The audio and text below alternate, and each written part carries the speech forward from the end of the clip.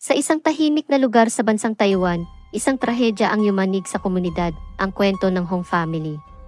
Sa hindi inaasahang pangyayari, 5 buhay ang nagwakas sa kamay ng isang miyembro na pinagkakatiwalaan ng pamilya. Ano ang nagtulak dito? Upang dalhin sa trahedya ang buong pamilya Hong. Alamin natin ang madilim na kwento sa likod ng pamilyang ito. Welcome to Pinoy Crime Journal. Dito sa ating channel, susuriin natin ang mga totoong kwentong krimen na gumimbal sa iba't ibang bahagi ng mundo. Mula sa mga headline-grabbing cases hanggang sa mga hindi pa nare-resolbang krimen, hihimayin natin ang bawat detalye, bawat saksi, at bawat ebidensya. Samahan ninyo akong alamin ang katotohanan sa likod ng mga krimen na ito. Huwag kalimutang mag-subscribe at i-click ang notification bell para hindi ninyo ma-miss ang kahit isang episode. Simulan na natin ang paglalakbay sa mundo ng krimen. Ito ang Pinoy Crime Journal. Noong September 5, 2001, nag-alala ang mga empleyado ng Chungyuan Enterprise, isang manufacturing company na dalubhasa sa paggawa ng tape at sticker, nang hindi dumating sa trabaho ang kanilang CEO na si Hong Jotan, isang 50 taong gulang na negosyante. Tinawagan ng kanyang mga tauhan ang kanyang telepono, ngunit walang sumasagot, na talagang nakakapagtaka. Sa lahat ng pagkakataon para siya ay mahuli o lumiban sa trabaho, ito ang isa sa pinakaimportanteng araw. Ang kumpanya ay kasalukuyang humaharap sa isang isyung may kinalaman sa isang tumalbog na tseke na nangangailangan ng personal na atensyon ni Jotan. Maghapon na siyang sinubukang tawagan ng general manager, ngunit walang sagot galing dito.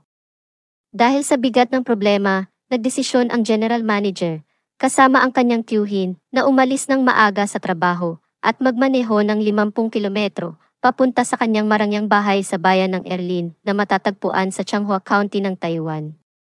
Malaki ang bahay ni Jotan na tila isang mansyon na may malaking gate sa kanyang 3,000 square meter na property. Pagdating nila, nakitang nakalock ang gate. Pinindot nila ng paulit-ulit ang doorbell at tinawag ang pangalan ni Jotan, ngunit wala silang narinig na sagot.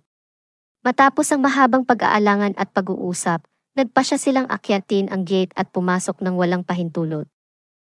Bago pa man sila makalapit sa pinto, alam na nilang may kakaiba. Ang pamilya Hong ay may 2 alagang aso na nagsisilbing bantay, ngunit ngayong nasa loob na sila ng malawak na property ng pamilya, wala man lang nakita ni anino ng mga aso. Nakita nilang bukas ang pinto ng bahay. Pagkapasok nila, walang tao at wala rin silang narinig kahit paulit-ulit na silang gumawa ng ingay. Sinimulan nilang mag-ikot sa bahay at doon sila nakakita ng nakakagulat na bagay. Ang 3 magkakahiwalay na sulat na nakapangalan sa kapatid ni Jotan.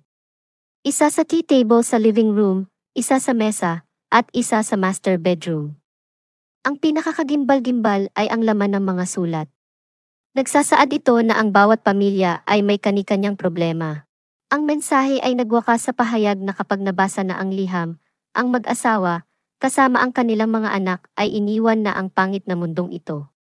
Ang mga abo ng 3 anak ay ikinalat sa dagat, alinsunod sa kanilang kahilingan. Matapos mabasa ang nakakatakot na mga liham, mabilis nilang nilisan ang villa upang tumawag ng pulis. Sa simula, hindi agad nakumpirma ng mga rumesponding pulis ang pagiging authentic ng mga liham, kaya agad silang nagsagawa ng masusing paghahanap sa villa.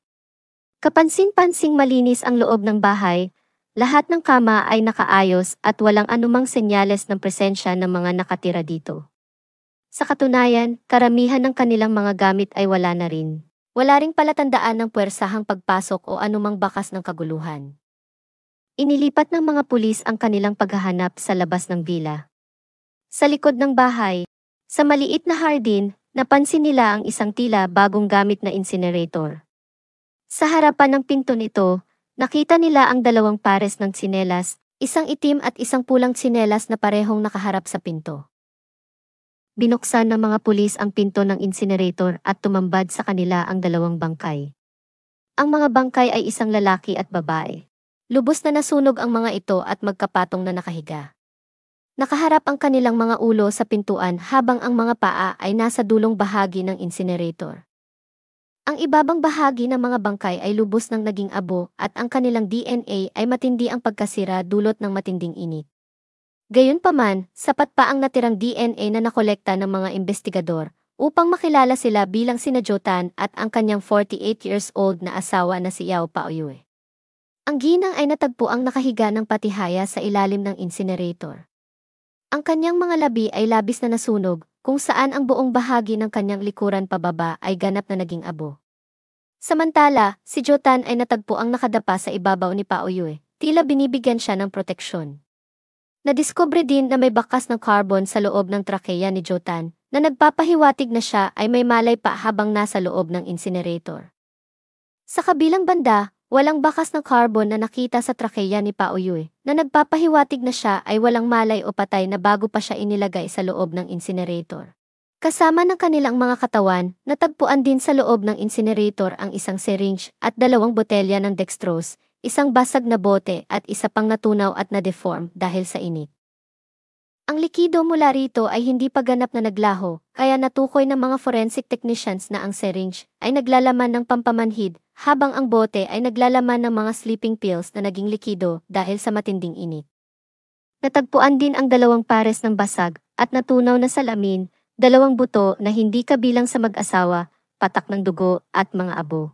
Nang suriin ang DNA ng mga natagpuang buto, nadiskubring hindi ito tumutugma sa alinman sa 3 anak ng mag-asawang Hong. Ang dugo naman ay nagmula kay Paoyue. Sa kabila ng masusing investigasyon, walang bakas ng 3 anak na sina Hong Chong-fu, 24 years old, Hong Chong-jen, 23 years old, at Hong Mingyu, 19 years old. Ang incinerator, na tila bago at hindi akma sa paligid ay natukoy na bagong bili lamang ni Jotan noong August 3. Na-install ito noong August 25, eksaktong 1 linggo bago ang insidente. Noong August 27, tumawag si Jotan sa vendor na naghatid at nag-install ng incinerator upang humiling ng mga additional features tulad ng mga timer, delayed ignition, at internal locking mechanism. Noong September 2, muling tumawag si Jotan sa vendor ng incinerator at sinabing pumanaw na ang kanilang 2 alagang aso, kaya't napagdesisyonan niyang i-cremate ang mga ito. Habang ginagawa ito, napansin niyang ang incinerator ay nagdulot ng mas matinding init at usok kaysa sa inaasahan at may posibilidad na magdulot ito ng sunog sa kanyang ari-arian. Inirekomenda niyang dagdagan ang supply ng hangin para sa mas maayos na operasyon. Natagpuan ng pulisya ang vendor ng incinerator at ito ay nasama sa kanilang investigasyon. Ayon sa vendor, bumisita siya sa bahay ni Jotan bago ay install ang incinerator para suriin ang lugar. Nakapagtataka raw na walang anumang bagay sa paligid ng villa na magpapaliwanag kung bakit kakailanganin ito ni Jotan. Sa huli, nagbigay si Jotan ng kakaibang kahilingan. Hinilingin niya na ang incinerator ay i-configure upang ang apoy ay sumiklab sa 1.5 hanggang 2 minuto pagkatapos pindutin ang switch na magbibigay ng buffer period bago magsimula ang apoy. Isa pa sa kanyang kahilingan ay ang paglalagay ng internal closing at anti-locking mechanism. Ginawa ng vendor ang lahat ng mga hiling na ito maliban sa isa. Hindi niya inilagay ang mekanismong magpapahintulot sa pag-lock ng pinto mula sa loob. Nang malaman ng vendor ang naging trahedya, labis siyang nagsisi at inamin sa pulisya na kung nalaman lamang niya ang plano ni Jotan na kitlin ang buhay nito at ang buong pamilya, hindi niya sana niya itinuloy ang pagbenta at pag-install ng incinerator. Kahit walang internal locking mechanism, nakahanap ng paraan si Jotan. Gumamit siya ng 1 piraso ng manipis na metal wire na kasing kapal ng dulo ng chopstick. Ang isang dulo ng wire ay ikinabit sa ilalim ng kaliwang bahagi sa labas ng incinerator at inabot ito papunta sa pinto ng incinerator kung saan ito ay nakabaluktot pabalik sa loob. Ang kabilang dulo ng wire ay iniikot sa isang tornilyo sa likod ng pinto. Sa ganitong paraan, nakalikha si Jotan ng maliit na puwang na halos kasing lapad lamang ng kalahati ng isang daliri.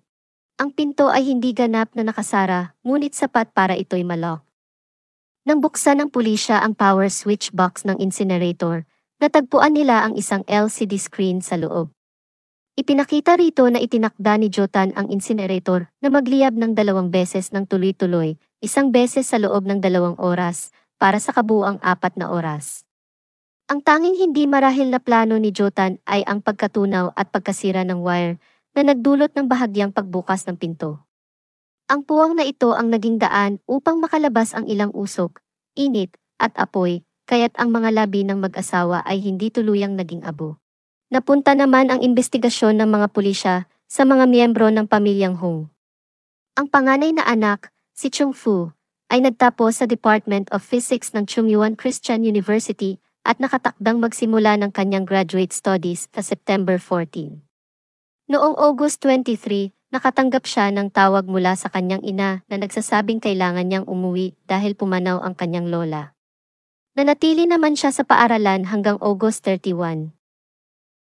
Isang kaklase ang tumawag sa kanya upang pag-usapan ang mga gawain sa paaralan at trabaho, at wala namang napansing kakaiba sa kanilang pag-uusap. Mayroon siyang mga nakatakdang appointments at nakaplanong bumalik sa paaralan noong September 2. Ngunit hindi siya dumating at nang kontakin ang kanyang telepono, diretso ito sa kanyang voicemail. Nagpatuloy ang pagtawag sa kanya hanggang September 4 nang si Pao Yue ang sumagot at sinabing nagpasya si Chung Fu na manatili sa bahay at maglaan ng oras kasama ang bunsong kapatid na si Mingyu. Ang pangalawang anak, si Chung Jen, ay nagtatrabaho sa Chungyuan Enterprise na pinamamahalaan ng kanyang ama. Siya lamang sa tatlong magkakapatid ang naninirahan pa rin kasama ang kanilang mga magulang, kaya't siya ang may pinakamalapit na pakikisalamuha kina Jotan at Pao Yue. Si Chung Jen ang nagbigay ng pinakamaraming detalye tungkol sa kanyang mga magulang dahil nagtatago siya ng detalyadong journal. Noong February 9, isinulat ni Chung Jen na nais ng kanyang ama na kitlin ang buhay nito. Isinulat rin niya sa journal na nag-usap sila ng kanyang ina at hindi niya inaasahan na pati ito ay nais ding kitlin ang sariling buhay. Makalipas ang kalahating taon, noong August 13, isinulat niya na tinanong siya ng kanyang ama kung sasama siya kung sakaling mamatay ito. Dagdag pa niya na hindi siya sumasang-ayon sa pananaw ng kanyang ama tungkol sa kamatayan. Ibinahagi rin ni Chung Jen na pinagsisisihan ng kanyang ama ang ginawang pagpapalawak sa kanilang pabrika dahil hindi natuloy ang mga plano.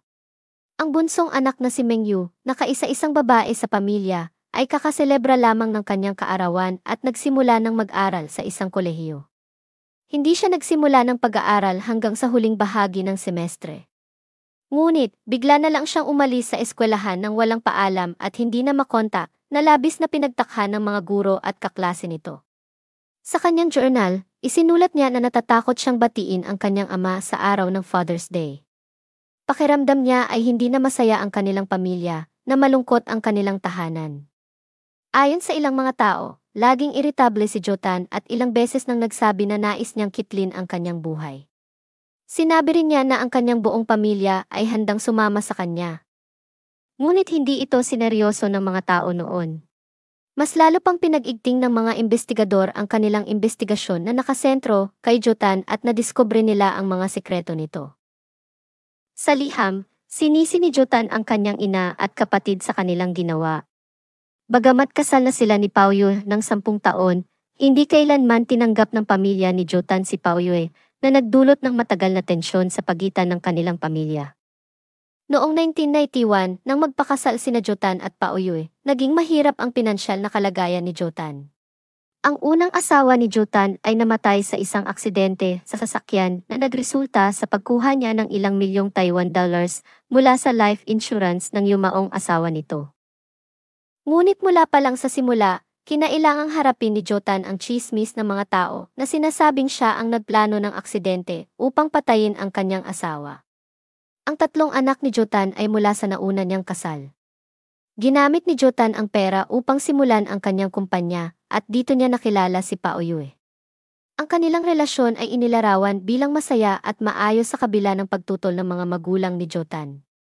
Bago ang kanilang kasal, nag-alala si Jotan na kung magkakaroon sila ng anak, maaaring mas bigyang pansin ni Pao Yue ang kanyang sariling anak kaysa sa kanyang mga anak sa unang asawa.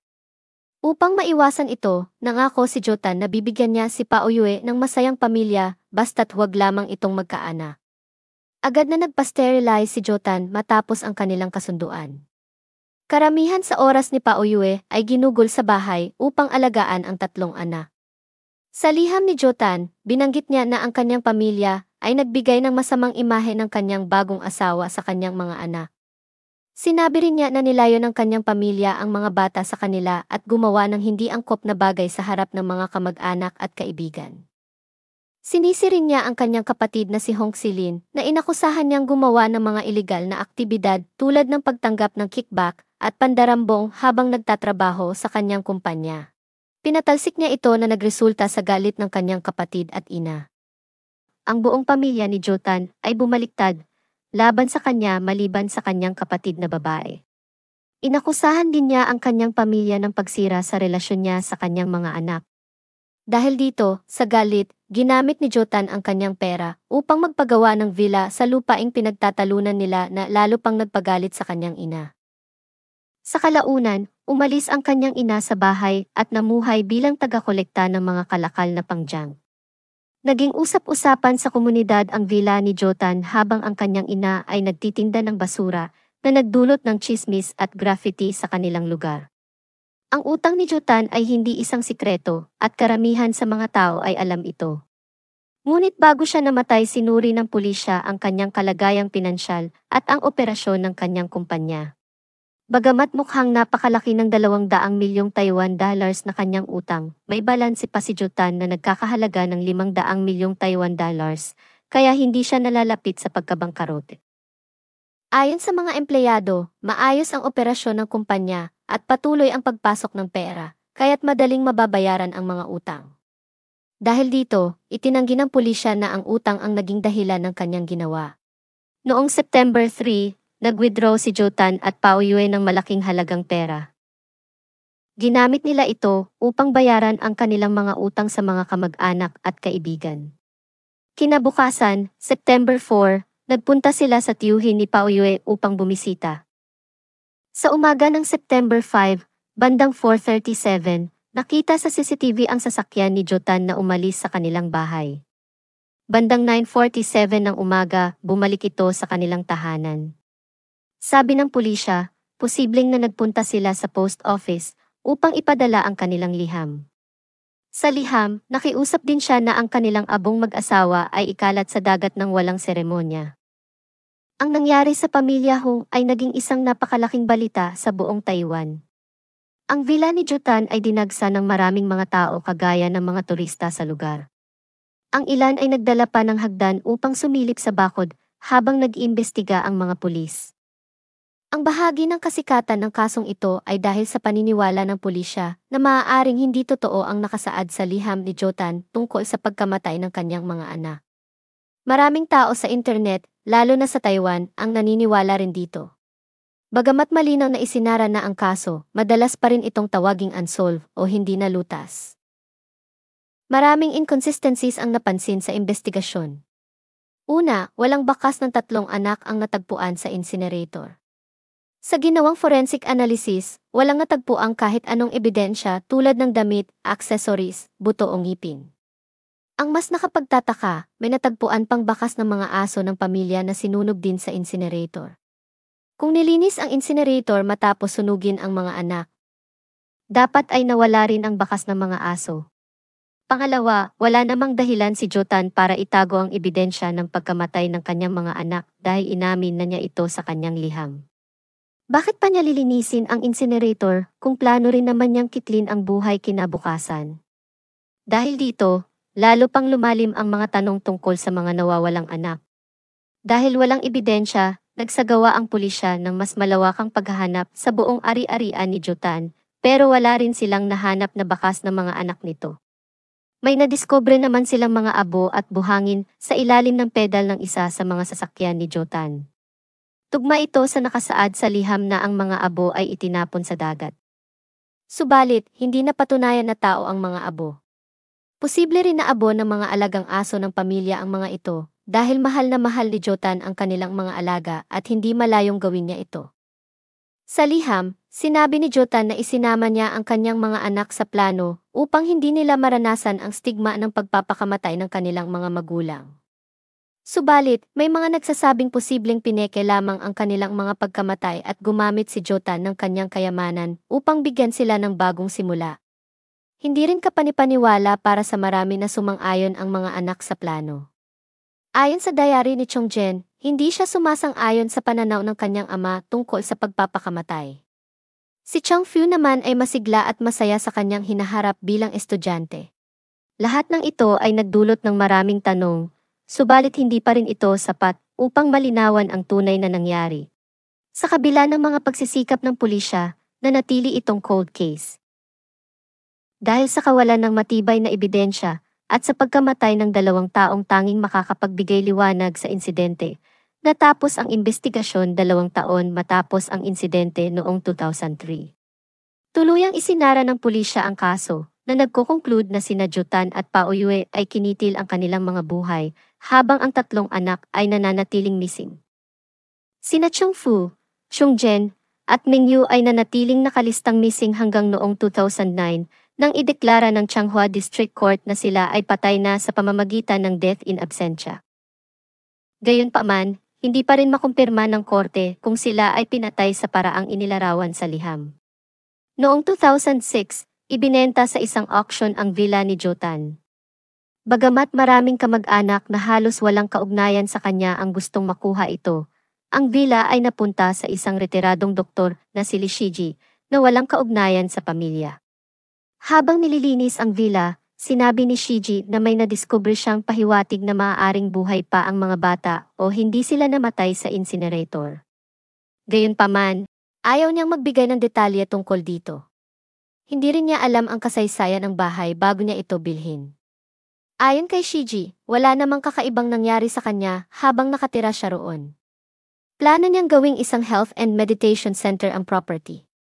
Kalaunan, sinabi ni Shiji na ang mga pahiwatig na nakita niya ay nagpapakita lamang na maaaring pinatay ang mga bata sa ibang paraan at hindi niya iniisip na buhay pa ang mga ito. Dito nagtatapos ang isa sa pinakakontrobersyal na kaso sa Taiwan. Sa kabila nito, nananatili ang malaking bahagi ng publiko sa Taiwan na hindi kontento sa naging resulta, kaya't itinuturing pa rin itong isang cold case hanggang ngayon. Maraming salamat sa inyong panonood dito sa Pinoy Crime Journal. Kung nagustuhan ninyo ang episode na ito, huwag kalimutang magbigay ng komento at i-share sa inyong mga kaibigan. Tandaan, mag-ingat at manatiling mapagmatsyag. Muli, ito ang Pinoy Crime Journal. Hanggang sa susunod na episode, paalam at magandang araw sa ating mga taga-subaybay.